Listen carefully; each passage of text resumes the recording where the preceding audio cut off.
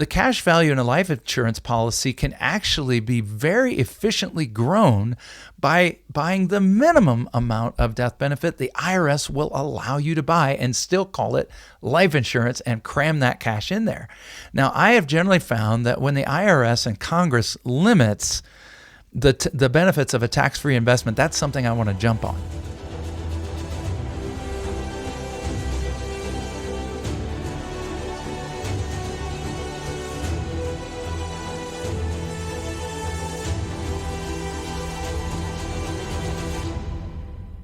Hey folks, this is Colin Richards again, president and founder of Lord & Richards. And once again, I'm excited to be talking to you in this third segment on how to build a comprehensive written tax reduction plan. This is part of the Lord & Richards roadmap that we offer every single client.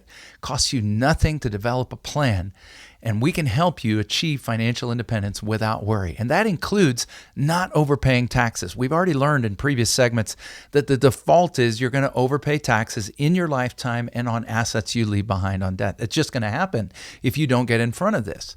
And we've also learned that it's pretty challenging not to pay taxes in retirement unless you start building that towards that goal. You're going to have to start moving any currently tax-deferred money from forever tax to never again tax.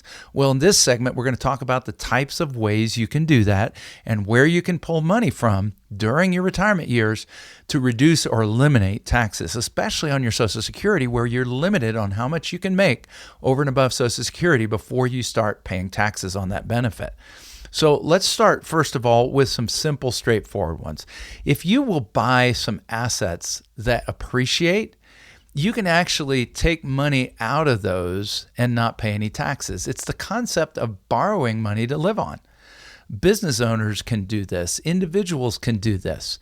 In other words, if you borrow money, let's just use your home equity, for example. If you borrow out of that to pay expenses in your budget, you don't pay taxes on money you borrow. You say, yeah, but Colin, now I'm in debt. Well, the key here is during years when you expect to have higher reportable income, those are years when you might want to borrow out of appreciating assets, such as investment real estate that you've invested in that can appreciate.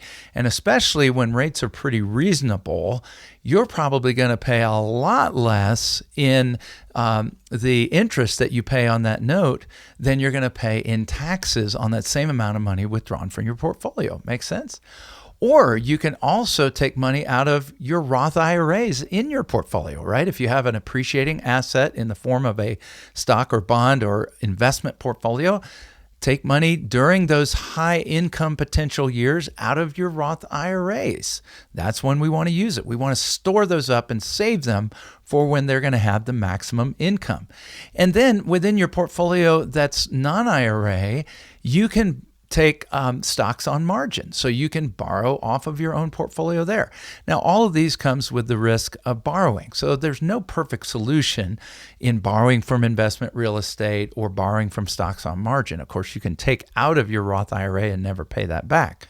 But I also want to talk to you about really one of the most powerful and yet underutilized, underrated investment tools to help you live tax-free in retirement.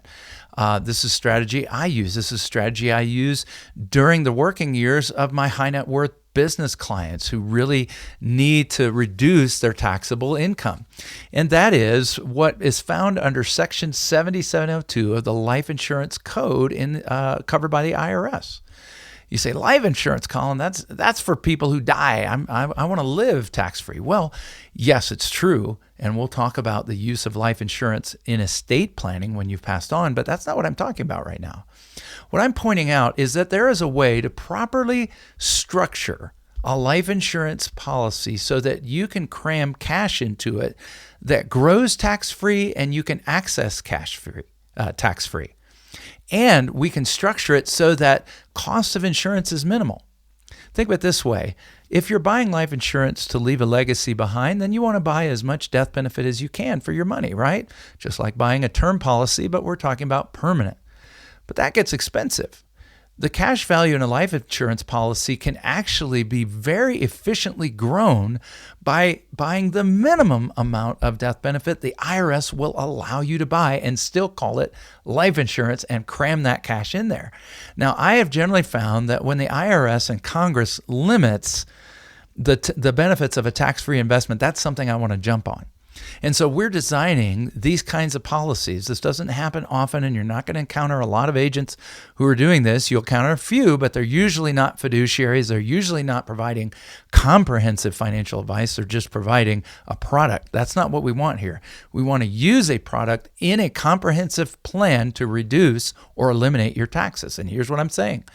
We can take money out of an IRA or other tax-deferred investment, or just contribute regularly during our working years and build up a sizable cash value balance that grows when the market goes up, that stays level when the market goes down. You see, we can also principal protect within this bucket. So it's a fascinating tool, and we'll talk about it more in the future. But while it's sitting there and while it's growing, it is not accumulating taxes to you then. And then when you're ready to take the money out, you can take it out as a loan, and often with no interest. You're basically borrowing from your own asset at no interest, and the IRS will not tax you on that. And these can be in substantial amounts. We've got business owners, we've got individuals that are borrowing hundreds of thousands of dollars per year out of their long accumulated tax-free cash policies, living tax-free in retirement. You say, well, what are the negatives? Well, like anything, life insurance has a cost of insurance. But properly structured, we can reduce that to 1% or less per year over your lifetime, which is often less than you pay just to keep assets at a broker. Isn't that amazing? Now, what about borrowing from other assets? Well, the issue is make sure that if you borrow from your investment real estate, do it when rates are low, because you can save a lot of money. Okay? Or if you're borrowing from your portfolio through stocks on margin, you can borrow up to 30% of the value, sometimes even more.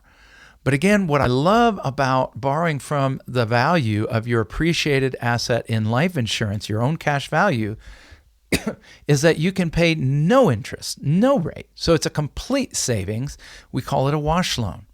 And so as we put together different tools, different strategies, I've given you a sampling in this segment of the kinds of things that you can do to reduce or eliminate taxes, not even paying taxes on your Social Security when you retire. And especially in a future segment, we're going to talk about how to not build up that tax time bomb on your heirs. But in the meantime, here's what I want you to do. I want you to sit down and I want you to give us a call, because we're going to have a wonderful visit at Lord & Richards, and we're going to talk about your goals, what's important to you, your dreams, what you want to fulfill, the people that are important to you, when you want to retire, or if you're retired, how to stay retired for good. It's a wonderful process, the Lord & Richards Roadmap, and it simply starts with a phone call.